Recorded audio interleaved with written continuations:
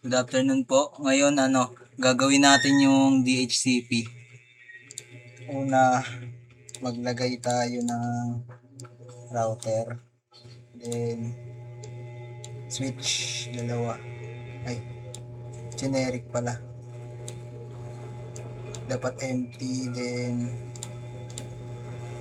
server. Isa pa.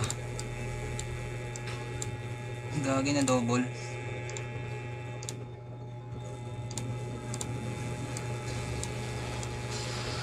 Yan. Ito is DHCP. Ito is for web.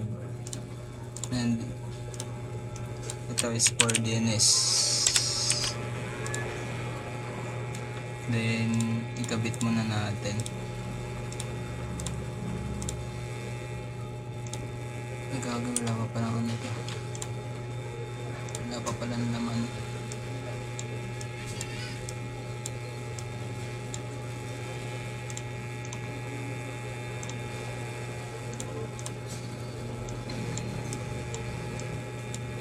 Burahin ko na nga lang yung isa. Ito na lang.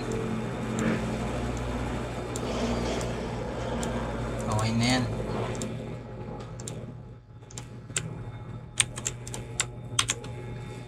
Ito, buburahin ko na ito. Ikaw na lang. Ayan yung cable niya is cross. Ito. Straight.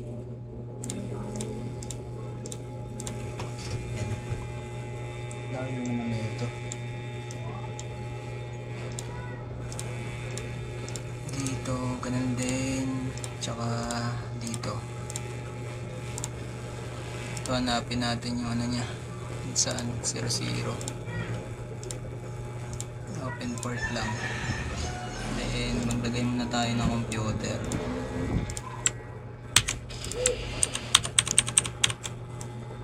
Tatlo dito. And tatlo din dito. Sobra na. Lagyan natin isa. Then cable. Isa pa. Then ito kabitan din natin.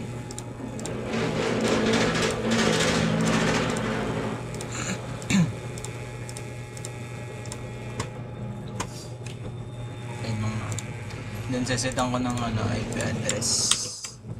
Ito, meron na pala 200 natin 41 yan. Then ito sa 00 lagay lang din natin yung may mali yung cable yan. Isa pang mali dito.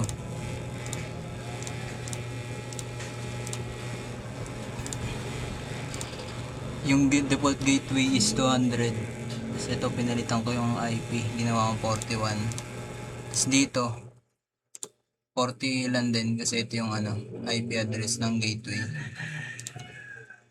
Then yung sa web sesitan nga lang din ng static to. Dapat yung web DNS tsaka yung DHCP static yung ilalagay na IP.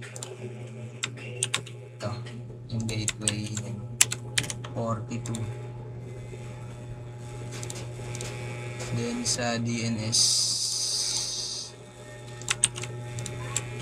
gagawin kong 43. Tapos nun yung DHCP lalagay mo yung gateway. Yan, magsisimula ako sa 50. Then yung capacity ng user 50 din. Then save. Tapos punta ka naman dito sa web. Hanapin mo lang din yung DHCP nya. Set lang din yung ganun. Then save din. Pati natin sa DNS.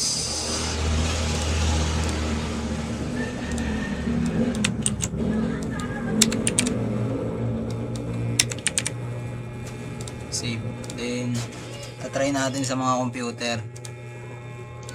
The moment of truth. DHCP. Yun. Nagkukusa siya. Nagsimula sa 50. Yung sunod na computer is 51. Then ito 52. Sa kabila naman